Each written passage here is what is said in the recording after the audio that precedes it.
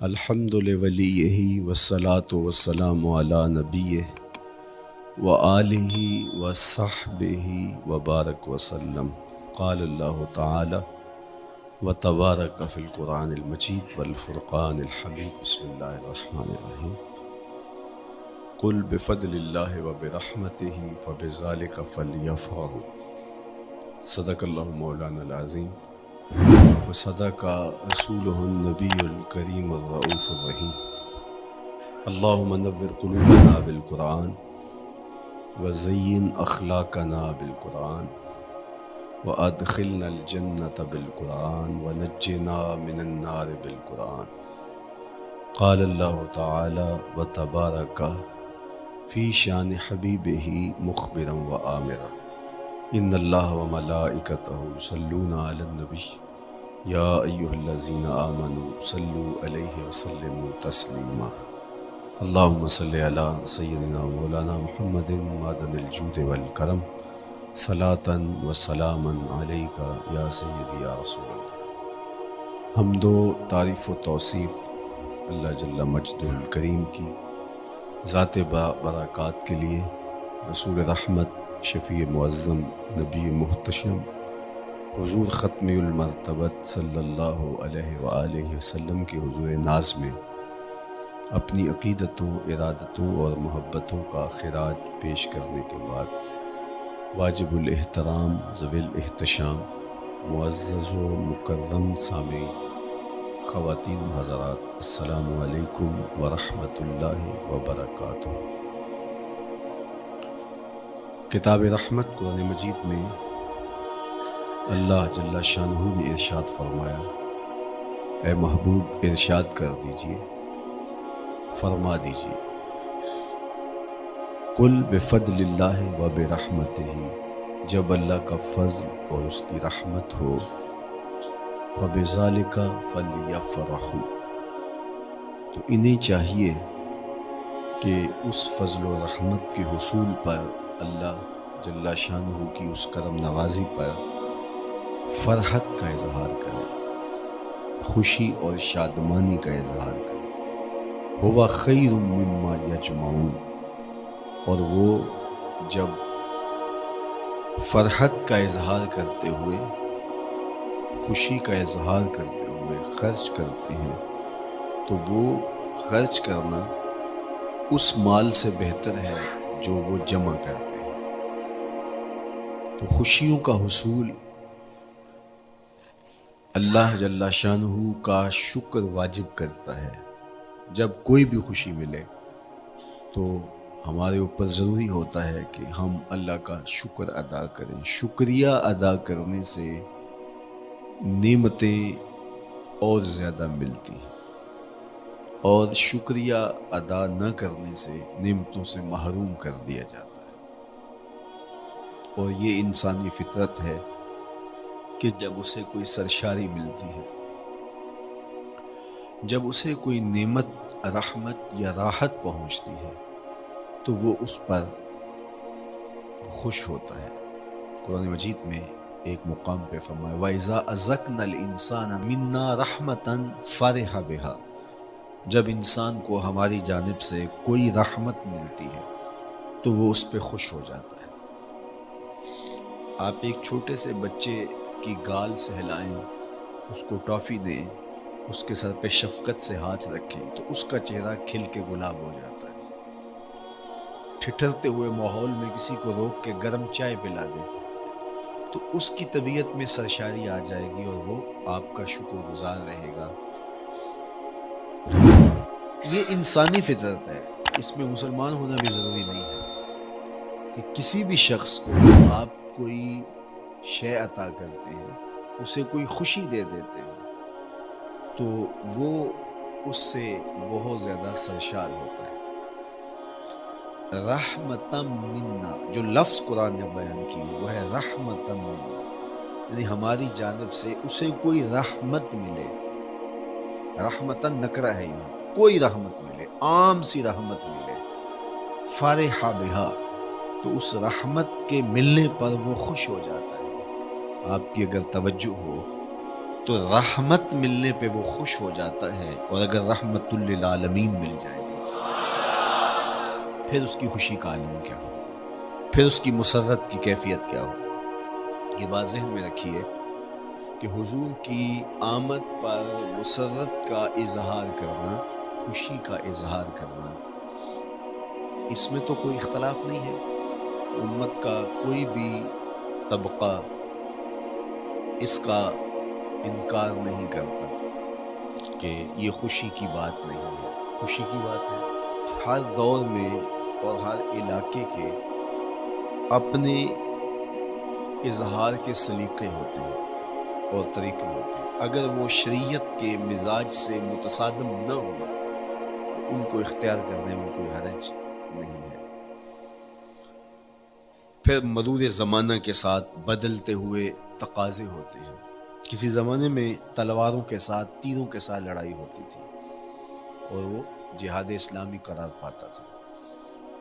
آج کی لڑائی میزائلوں کے ساتھ اور ٹینکوں کے ساتھ ہے اور یہ بھی جہاد اسلامی قرار پاتا ہے۔ کوئی کہے کہ تیر و تفنگ کو چھوڑ کے، نیزہ و بالا کو چھوڑ کے، شمشیروں کو چھوڑ کے یہ میزائلوں پہ آ جانا، یہ ٹینکوں پہ اور یہ جدید آلات حرب پہ آ جانا، یہ دانش مندی نہیں ہے، یہ سنت سے انحراف ہے۔ قومیت و سنت کے مفہوم کو نہیں سمجھا۔ اس دور میں آلات حرب وہ تھے، بدلتے تقاضوں کے ساتھ آلات حرب یہ ہوئے، تو وہ بھی عین جہاد اسلامی تھا، یہ بھی عین جہاد اسلامی تھا۔ اسی طرح خوشی کے مختلف طریقے ہیں۔ کسی زمانے میں بالکل پرانے لوگ جانتے ہیں، جب کسی کے ہاں خوشی آتی تو وہ گڑ کی روڑیاں بانٹتا، یہ پرانا طریقہ۔ پھر اس کے بعد پتاشے بانٹنا شروع ہو گئے، پھر اس کے بعد وہ شکر پارے آ گئے، اس کے بعد پھر لڈو آ گئے، پھر موتی چور اور پھر نہ جانے کیا کیا۔ لیکن روح ایک ہی ہے۔ جو گڑ بانٹنے سے مسرت کا اظہار تھا، وہی آج جدید جو ہمارے پاس مٹھائی کی اقسام ہیں ان کو بانٹنے سے بھی وہی مقصود ہے۔ کسی زمانے میں کسی کہ ہاں بیٹا ہوتا تو وہ گھر کے دروازے پہ پتے باندھ دیا کرتا تھا۔ یہ اس دور کی جھنڈیاں تھیں، اظہار کے لیے کس گھر میں خوشی آئی۔ تو آج کے دور میں تو ہمیں پتے باندھے ہوئے نہیں ملتے۔ آج گھروں کے اندر ولادت مبارک کے یا مختلف طرح کے غبارے لگا دی جاتے ہیں یا جھنڈیاں لگا دی جاتی ہیں۔ تو مختلف بدلتے ہوئے ادوار میں وہ طریقے ضرور بدلے، لیکن جہاں تک مسرت کا اظہار ہے وہ روح بعین ہی ہر دور میں، ہر علاقے میں، ہر جو ہے وہ کلچر میں موجود ہے۔ کسی بھی خوشی پہ مسرت کا اظہار، مسرت اور سرور اور کیفیت کا اظہار، یہ انسانی زندگی ہے۔ اسلام ہمیں مسرتوں کے اظہار اور شکرانے کی صورت کے بہت سارے طریقے دیے، اس میں سے روزہ رکھنا بھی ہے۔ ان طریقوں میں سے ایک طریقہ نوافل ادا کر کے شکر کا اظہار کرنا بھی ہے۔ خیرات بانٹ کے، لوگوں کو کھانا کھلا کے مسرت کا اظہار کرنا ہے، لوگوں کو لباس پہنا کے مسرت کا اظہار کرنا ہے۔ اور اسی طرح دعوت ہے، مختلف مواقع پہ مختلف چیزیں ہیں۔ پیر کے دن حضور علیہ السلام روزہ رکھتے تھے۔ پوچھا حضور آپ پیر کے دن روزہ کیوں رکھتے ہیں؟ قال فیہ ولدت، کہا اس دن میں پیدا ہوا تھا۔ تو اپنی ولادت کا حضور دن پیر روزہ رکھ کے اللہ کے شکرانے میں دن گزارتے تھے۔ وہ حضور علیہ السلام کی زندگی کا ایک ایک لمحہ رب کے تشکر میں بسر ہوتا ہے، لیکن حضور نے اس کی وجہ بیان کر دی کہ میں اس دن کا روزہ خاص طور پہ اس لیے رکھتا ہوں، فیہ ولدت، اس دن میری ولادت ہوئی تھی۔ اللہ اکبر۔ تو حضور کی ولادت اللہ کی بہت بڑی نعمت، اور اس پر شکرانہ خود میرے حضور نے ادا کیا ہے۔ علماء نے لکھا ہے کہ حضور کی ولادت کی خوشی یہ اللہ کی رضا کا سبب اور ذریعہ ہے۔ آپ نے سنا علماء سے کہ دین کا سب سے بڑا دشمن جس کا نام لے کے مذمت کی گئی وہ ابو لہب ہے۔ پورے قرآن میں کسی اور کافر کا ابو جہل کا نام بھی نہیں، عتبہ عتیبہ اور امیہ کا نام بھی نہیں ہے، لیکن نام لے کر کے مذمت اگر کسی شخص کی گئی وہ تو ابو لہب کی گئی۔ حضور علیہ الصلوۃ والسلام جب کوہ صفا پہ جلوہ فراز ہوئے، وَأَنذِرْ عَشِيرَتَكَ الْأَقْرَبِينَ حکم ہوا پہلے قریبی لوگوں کو آپ اللہ کا ڈر سنائیں، تو حضور علیہ السلام نے قریبی لوگوں میں محنت کی، تو قریش کو، صنادید قریش کو، بنو ہاشم کو بلایا اور بلا کے حضور نے ایک بات کہی کوہ صفا پہ کہ اگر میں تمہیں کہوں اس پہاڑ کی دوسری جانب سے ایک لشکر آ رہا ہے جو تمہیں کچل دے گا تو کیا میری بات مان لو گے؟ تو انہوں نے کہا اگر نظر نہ بھی آیا تو ہم کہیں گے ہم اندھے ہیں، آپ سچے ہو، ہماری نظروں کو پھیر لگ رہا ہے، آپ جھوٹ نہیں بول سکتے، ہم نے 40 سال آپ کے شب و روز دیکھے، تو کیسے ہم یہ گمان کر رہے ہیں؟ تو حضور نے فرمایا اگر میری ذات پہ اتنا یقین ہے تو مان لو اللہ ایک ہے۔ ابو لہب سب سے پہلے بولا تبا لک ھنالک سائر الیوم الہذا جمعتنا معاذ اللہ، کہ آپ کا معاذ اللہ ہاتھ ٹوٹ جائے، آپ نے اس لیے ہمیں جمع کیا تھا؟ تو اللہ تعالیٰ جل شانہ نے اس کا جواب دیتے ہوئے ارشاد فرمایا تبت یدا ابی لہب وتب، ظالم تیرے دونوں ٹوٹ جائیں، ظالم تیرے دونوں ٹوٹ جائیں۔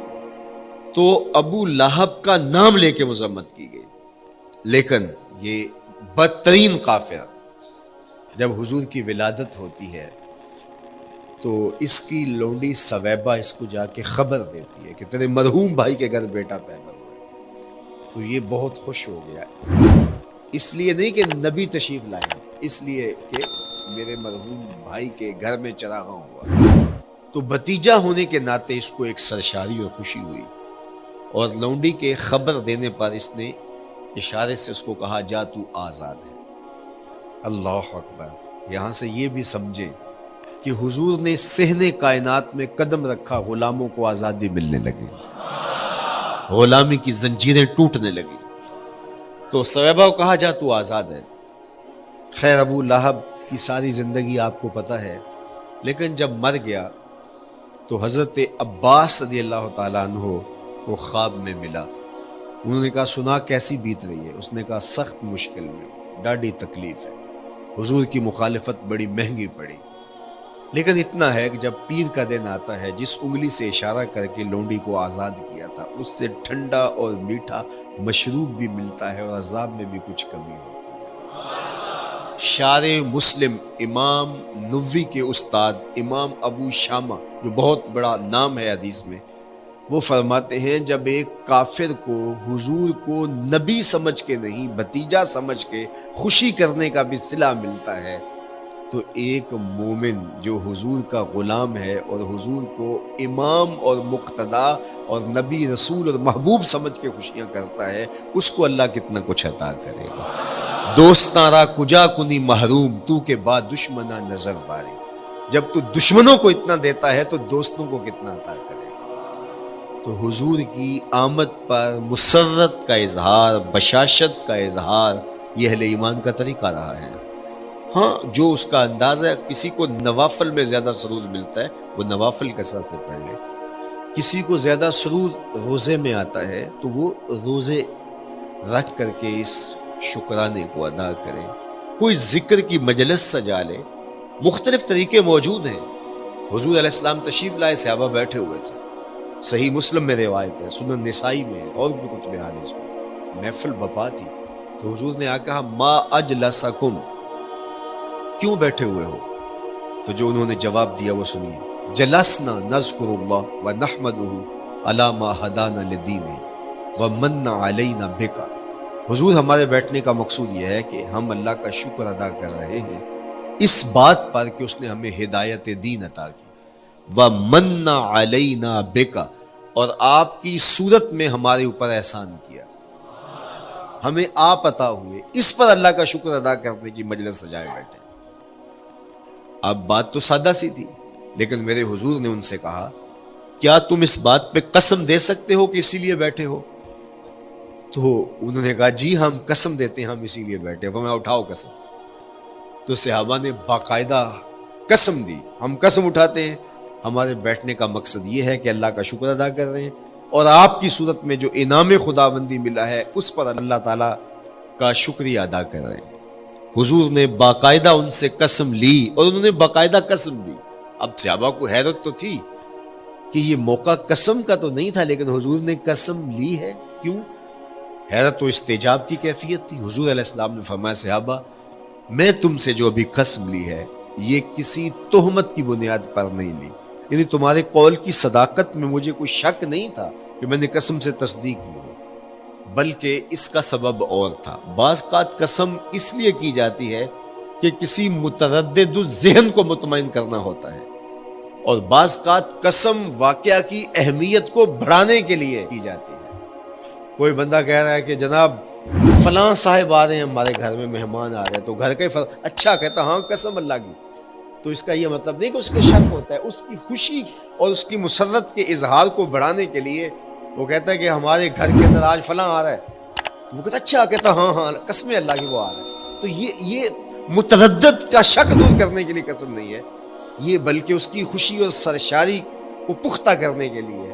تو عربوں میں قسم مختلف وجہ سے کی جاتی تھی، تو حضور نے فرمایا یہ جو میں نے تم سے قسم لی ہے یہ کسی تہمت کی بنیاد پہ نہیں لی، بلکہ اس قسم کا سبب کیا ہے سنو۔ پھر حضور نے خود بتایا، فرمایا تم یہاں بیٹھے تھے، میں حجرے میں بیٹھا تھا، اتانی جبریل علیہ السلام، میرے پاس جبریل امین حاضر خدمت ہوئے، فاخبرنی ان اللہ یباہی بکم الملائکہ، تو مجھے انہوں نے خبر دی ہے، محبوب ذرا باہر تو نکل کے دیکھو، صحابہ تمہارے اس عمل پر اللہ فرشتوں میں ناز کر رہا ہے، اللہ فرشتوں میں فخر کر رہا ہے کہ دیکھو میں نے ان کو نعمت دی، کتنے قدردان نکلے، اس نعمت کا شکرانہ ادا کر رہے ہیں۔ اور آج اگر ہم اپنے گھر میں بیٹھ کے، اپنی مسجد میں بیٹھ کے حضور کی صورت میں انعام خداوندی کا شکریہ ادا کرتے ہیں، تو اللہ کی رحمتوں سے بعید نہیں کہ اللہ فرشتوں سے کہے دیکھو صدیاں بیت گئیں، یہ آج بھی شکرانہ ادا کر رہے ہیں، اور یہ بات میری اور آپ کی بخشش کی ضمانت قرار پائے۔ تو حضور کی صورت میں جو انعام ہوا، حضرت حسان بن ثابت اکثر کہا کرتے تھے منا علینا ربنا ام بعث فینا محمدا، ہمارے رب نے ہمارے اوپر احسان کر دیا ہے کہ محمد عربی عطا کر دیا۔ ساری زندگی سجدے میں سر رکھ کے شکر ادا کرتے رہیں، حق شکر پھر بھی ادا نہ ہو۔ میں تو کہا کرتا ہوں ہمارے بدن پہ اتنے بال نہیں ہیں جتنے رسول اللہ کے احسانات ہیں، ہمارا بال بال قرض رسالت میں جکڑا ہوا ہے، ساری زندگی ان کے گیت گائیں۔ میں ایک رات کے میلاد کا صرف قائل نہیں ہوں کہ ایک رات میلاد کر لو اور پورا سال چھٹی، ساری زندگی حضور کا نام جپو، ساری زندگی حضور پہ درود پڑھو، لمحہ لمحہ حضور کے ذکر کا چراغاں کرو، صرف اپنے گھروں میں، اپنی چہار دیواریوں میں اور اپنے بازاروں میں جھنڈیاں ہی نہ لگاؤ، بلکہ دل کے ایک ایک فرد پہ نام محمد کی جھنڈی لگاؤ۔ صرف منڈیروں پہ چراغاں ہی نہ کرو، بلکہ دل کی اندھیر گلیوں میں بھی حضور کے نام کا چراغاں کرو، اندر بھی روشنی ہو باہر بھی روشنی ہو، حضور پہ درود پڑھو، حضور کا ذکر کرو، اپنے بچوں کو بٹھا کر کے حضور کے قصیدے سناؤ، حضور کی شانیں سناؤ، حضور کی سیرت بتاؤ انہیں، اپنے گھر کے ماحول کے اندر، اپنی مسجد میں، اپنی گلی میں، اپنے دوستوں میں حضور کا ذکر کرو۔ دوستوں آپس میں بیٹھو تو کہو یار اللہ کا کتنا کرم ہو گیا کہ اللہ نے ہمیں حضور عطا کر دیا۔ دوستوں میں بیٹھے جب یوں بات کرو گے تو اللہ کی رحمتیں کس قدر تمہارے اوپر برسے گی۔ اپنی عقیدتوں کا اظہار کرو، وہاں کمیت نہیں دیکھی جاتی، وہاں کیفیت دیکھی جاتی ہے، وہاں مقدار نہیں دیکھی جاتی، وہاں معیار دیکھا جاتا ہے۔ وہ چہرہ اور چہرے کا تل نہیں دیکھتے، وہ بندے کا دل دیکھتے ہیں، وہ دیکھتے ہیں کون کس خلوص کے ساتھ محبت لے کر کے آیا ہے۔ شاہ ولی اللہ محدث دہلوی بہت بڑا نام ہے، تمام مکاتیب فکر کے نزدیک معتبر نام ہے۔ شاہ ولی اللہ محدث دہلوی فرماتے ہیں میرے والد شاہ عبد الرحیم محدث دہلوی ہر سال حضور کا میلاد کرتے تھے، اور اپنی استطاعت کے مطابق لوگوں میں، آنے والوں میں کچھ کھانا بھی تقسیم کرتے۔ ایک سال حالات اتنے پتلے تھے کہ ان کو میسر نہ تھا کہ لوگوں کو بھرپور کھانا کھلا سکیں، لیکن کہا چلو ناغہ نہ ہو، ایک تسلسل ہے جاری رہے، تو انہوں نے چنے بانٹ دیے بھائی، لیکن دل میں تشویش تھی کہ اس مرتبہ من کی منشا پوری نہیں ہوئی، تو اسی حالت میں سو گئے، سوئے تو مقدر جاگا، حضور کا دیدار نصیب ہوا، اور جس نے حضور کو خواب میں دیکھا اس نے حضور کو ہی دیکھا۔ من رآنی فی المنام فقد رآنی، فرمایا جس نے مجھے خواب میں دیکھا اس نے مجھے ہی دیکھا۔ فإن الشیطان لا یتمثل بی، شیطان میری مثل ہو ہی نہیں سکتا، خواب میں آ کر بھی حضور کی مثل ہونے کا دعویٰ نہیں کر سکتا، جس نے مجھے دیکھا اس نے مجھے ہی دیکھا۔ اور دوسری بات، حضور جس کے خواب میں آئے قصد، ارادے اور مرضی سے آئے۔ تیسری بات، حضور علیہ الصلوۃ والسلام نے خواب میں کسی کو کچھ عطا کیا تو وہ حقیقت میں عطا کیا۔ ویسے میں خواب میں کسی سے کچھ لیتا ہوں، آپ خواب میں کسی سے کچھ لیتے ہیں یا کسی کو کچھ دیتے ہیں تو وہ محض خواب ہوتا ہے۔ آپ نے کسی سے قرض لینا ہو تو وہ خواب میں آ کے ادا کر دے تو صبح اٹھ کے کھاتے سے نام کاٹ دیں گے؟ آپ کہیں گے خواب میں ادا کیا۔ بھوک میں تڑپتے سو گئے، رات عالی نسب ہوٹل سے کھانا کھاتے رہے، صبح بھوک محسوس کریں گے یا نہیں؟ خواب میں کھایا ہے نا۔ وہ کیا کسی نے کہا 100 بار میرے ہاتھوں میں تیرا دامن آیا، جب آنکھ کھلی تو اپنا ہی گریباں تھا۔ کچھ نہیں ہوتا، خواب محض خواب ہوتا ہے۔ لیکن اگر حضور کسی کو خواب میں کچھ عطا کرے، امام بوصیری سے پوچھو، رات چادر ملتی ہے، صبح اٹھتے ہیں کندھوں پہ موجود ہوتی ہے۔ حضور عطا کرتے ہیں تو حقیقت میں عطا کرتے ہیں۔ امام سخاوی نے القول البدیع میں لکھا ہے، ایک شخص حضور کے روضے پہ کھڑا ہے اور کیا کہتا ہے؟ آنا ضیفوں کا، میں آپ کا مہمان ہوں اور آپ کے ہوتے ہوئے کسی اور در پہ تو نہیں جانا۔ آقا جی میں تیرا ہو کے خیر منگاں در در دا، مریل کتا کیوں اخواواں ایڈے بختاں وردا، جب میں تیری چوکھٹ پہ ہوں تو کسی اور سے کیوں مانگوں؟ اور میرے امام بولے کون دیتا ہے دینے کو منہ چاہیے، دینے والا ہے سچا ہمارا۔ کوئی جھولی میں چند ٹکڑے ڈال بھی دے تو ساری زندگی جتلائے گا۔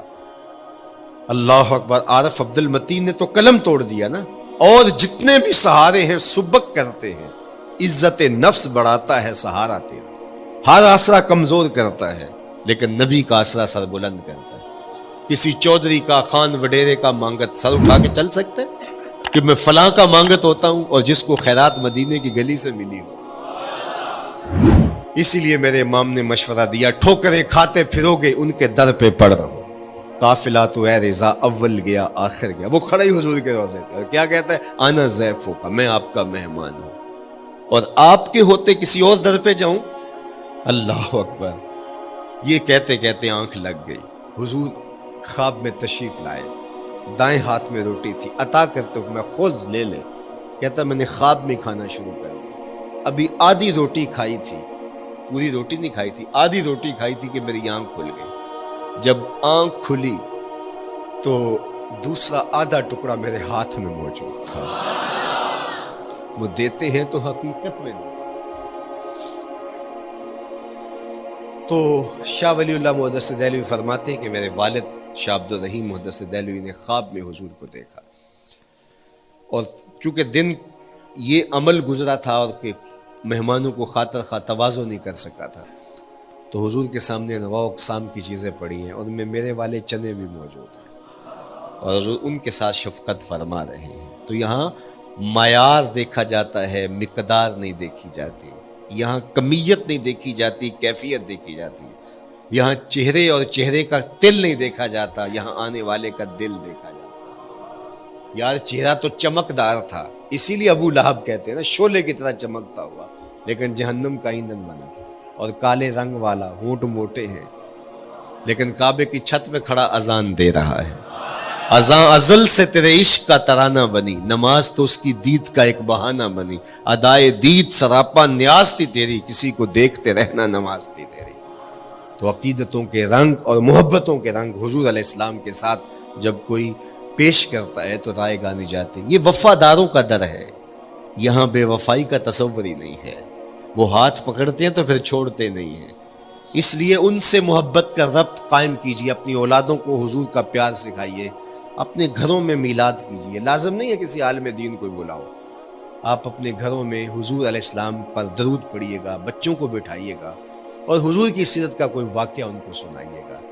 صحابہ اپنے بچوں کو بٹھا کر کے حضور کی سیرت بتایا کرتے تھے، حضور کا نقشہ بتایا کرتے تھے، حضور کے شمائل ذکر کیا کرتے تھے، اور کوئی صحابی ملتا تو تابعین جمع ہو جایا کرتے تھے اور اسے پوچھتے تھے اچھا بتاؤ حضور کی صورت کیسی تھی، زلفیں کیسی تھی۔ یہی میلاد ہے نا، میلاد میں حضور کے فضائل کا ذکر ہوتا ہے، شمائل کا ذکر ہوتا ہے، خصائل کا ذکر ہوتا ہے، اور موسم حج کا ہے۔ ایک اونچے ٹیلے پہ حضرت سیدنا ابو طفیل چڑھ گئے، یہ آخری صحابی ہیں، اس کے بعد کوئی صحابی نہیں، آخر میں سب سے آخر میں فوت ہوئے 110 ہجری میں، حضور کے وصال کے 100 سال بعد تک زندہ رہے۔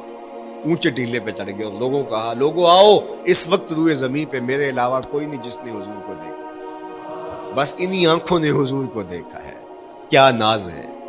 میرے ایک استاد ہوتے تھے سر محمد علی حاشر، اللہ ان کی قبر پہ رحمت نازل کرے، تو وہ بڑے بڑے مشاہیر اہل سخن سے ملے تھے تو وہ بات کرتے تھے۔ میں مولانا ظفر علی خان کا مصاحب رہا ہوں، میں نے اقبال کو دیکھا ہے، داغ دہلوی نے اپنے شاگردوں سے کہا تھا آنے والی صدیاں تم پہ ناز کریں گی، اے لوگو تم نے داغ کو دیکھا، تم نے داغ سے باتیں کی۔ یار جس نے داغ دہلوی کو دیکھا ہے وہ تو ناز کرے، جس نے اقبال کو دیکھا ہے وہ تو فخر کرے، جو مشاہیر اہل سخن کے پاس بیٹھتا رہا ہے وہ تو فخر کرے، اور جس کی آنکھوں نے جمال محمد عربی دیکھا ہے وہ اپنے مقدر پہ ناز کیوں نہ کرے۔ تو کہا لوگوں آؤ، اس وقت روئے زمین پہ میرے علاوہ کوئی نہیں جس نے حضور کو دیکھا ہو، آؤ مجھ سے حضور کی باتیں سنو۔ لوگ جمع ہو گئے اور کہا صف لنا رسول اللہ، تم نے حضور کو دیکھا ہے تو بتاؤ حضور کیسے تھے۔ تو حضرت ابو طفیل نے 3 لفظوں میں حضور کا حلیہ بیان کیا، یاد کر لو۔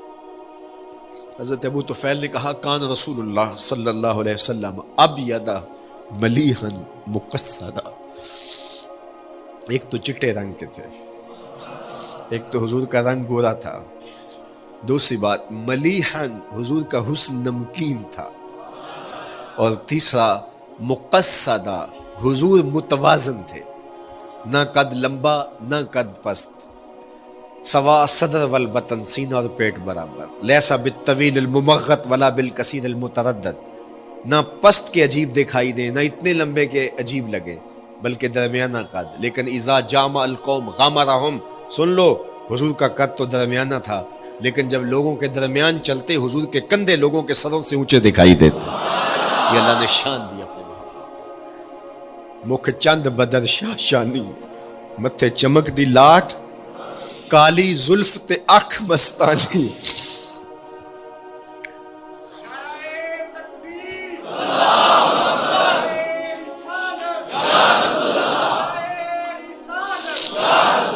کالی زلف تے اکھ مستانی ہے، مخمور رکھی ہیں مد بھری۔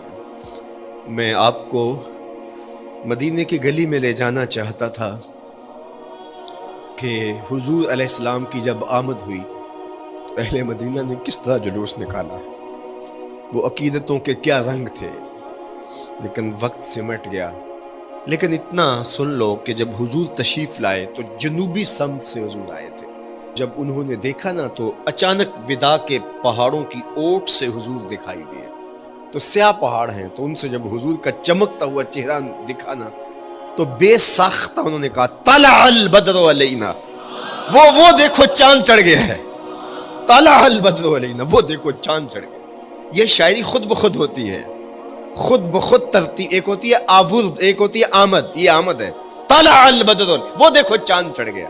من ثنیات الوداع وجب الشکر علینا، مورخ اسلام فی جالندری نقشہ کھینچتے جنوبی سمت سے اٹھا ایک نوری غبار آخر، جنوبی سمت سے اٹھا ایک نوری غبار آخر، سواد شہر میں داخل ہوا ناکا سوار آخر، زباں پر اشرق البدر علینا کی صدائیں تھی، دلوں میں ما دعا للہ دائی کی دعائیں تھیں، نبوت کی سواری جس طرف سے ہو کے جاتی تھی، درود و نعت کے نغمات کی آواز آتی تھی، کہیں معصوم ننھی بچیاں تھیں دف بجاتی تھی، رسول پاک کی جانب اشارے کر کے گاتی تھی، اور کہتی کیا تھی، ہم ہیں بچیاں نجار کے عالی گھرانے کی، خوشی ہے آمنہ کے لال کے تشریف لانے، خوشی ہے آمنہ کے لال کے، عجیب رنگ بکھرے ہوئے تھے۔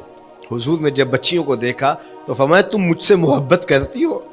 انہوں نے کہا ہم دل و جان سے آپ سے پیار کرتی ہیں۔ تو حضور نے فرمایا واللہ انا احبکن، اللہ کی قسم میں بھی تم سے پیار کرتا ہوں، میں بھی تم سے پیار کرتا ہوں۔ لوگ گھروں کو سجائے بیٹھے، ہلم الینا یا رسول اللہ الی العدد والعدۃ والمنع، حضور آ جاؤ نا، آ جاؤ، ہمارے پاس اسلحے بھی ہیں، کسی نے حملہ کیا توڑ کے رکھ دیں گے، ہمارے بڑے بڑے گھر ہیں، مہمان آئے سنبھال لیں گے، رک جاؤ نا ہمارے گھر۔ اب اتنے چاہنے والے ہوں تو کس کو پذیرائی دیں؟ حضور اونٹنی کی مہار گردن پہ ڈالتے، فرماتے خلو سبیلہا ناقتی مامورۃ من اللہ، اس کی راہیں چھوڑ دو، یہ اللہ کے حکم کی پابند ہے۔ کہتے ہیں لوگوں نے اونٹنی کو چارہ دکھانا شروع کر دیا کہ چلو اونٹنی بیٹھ جائے، اللہ اکبر، پانی ہڑا نو لوڑ کی راہ براندی، پہنچے آپ دریار سرکار یارا۔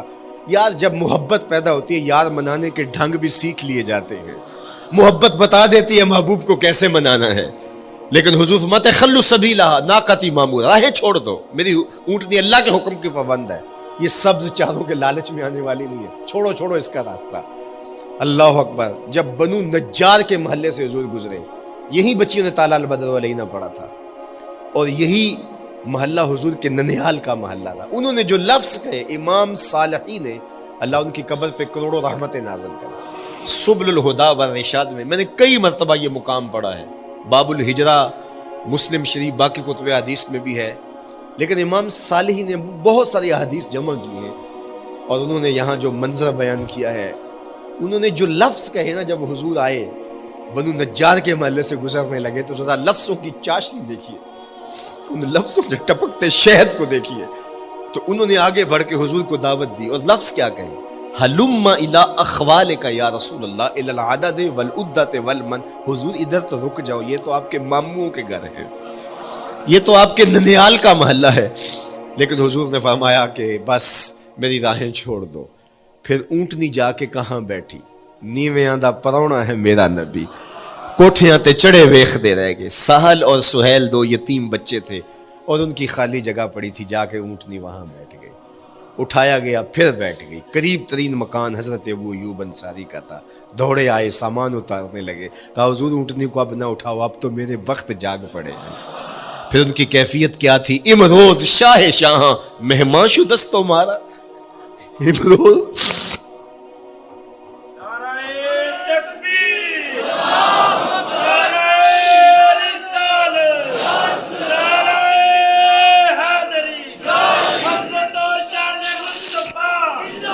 امروز شاہ شاہاں مہمان شدست مارا، جبریل با ملائک درباں شدست مارا۔ وہ کہتے ہیں آج شاہوں کا شاہ میرے گھر کا پرونا بن گیا ہے۔ یہ ابو ایوب انصاری کے جذبات ہیں، آج شاہوں کا شاہ، آج خسرو حسینہ ماہ نازنینہ، آج امام الانبیاء میرے گھر کا پرونا بنا ہے۔ کہاں میں کہاں نکھتے گل، باد صبا تیری مہربانی، کبھی اونٹنی کے پاؤں چوم رہے ہیں، تیرے وقت کے تو میرے گھر تک لے آئی۔ تو کہا امروز شاہ شاہاں مہمان شدست مارا، آج شاہوں کا شاہ میرے گھر کا مہمان ہے۔ پھر آگے کیا کہتے ہیں، جبریل با ملائک درباں شدست مارا، لوگوں جبریل کو دیکھو، آج میرے گھر کا پیرا دے رہا ہے، آج میرے گھر کا چوکی دار بنا ہوا ہے، کیونکہ میرے گھر میں حضور ٹھہرے ہوئے ہیں۔ تو کیا حضور کی آمد کا جلوس تھا یار، صحابہ نے جو حضور کے آمد کا جلوس نکالا، ہم تو وہ رنگ پیش نہیں کر سکتے، لیکن میں آپ کو کہوں گا درود پڑھتے ہوئے آج جلوس میں شامل ہوں، حضور کے ذکر سے سرشار ہو کے جلوس میں شامل ہوں، اور پورے نظم کے ساتھ اگر آپ کے جلوس میں کوئی کسی کی گاڑی گھس بھی آتی ہے، اس کو پیار دینا، اس کو راستہ دینا، اور اس کو حضور کی رحمت کا احساس ہو کہ یہ رحمت کو ماننے والے لوگ ہیں، اور حضور پہ درود پڑھتے رہنا، عقیدتوں کے رنگ میں رہنا۔ امید ہے کہ جس طرح حضور نے ان بچیوں سے کہا جو حضور کے جلوس میں شامل تھی کہ کیا تم مجھ سے محبت کرتی ہو، تو انہوں نے کہا جی جی، ہم اسی لیے تو آپ کے قصیدے پڑھ رہی ہیں۔ تو حضور نے فرمایا واللہ میں بھی آپ سے محبت کرتا ہوں، تو ہو سکتا ہے حضور ہمیں فرمائے میرے میلاد کے جلوس میں آنے والوں میں بھی تم سے محبت کرتا ہوں۔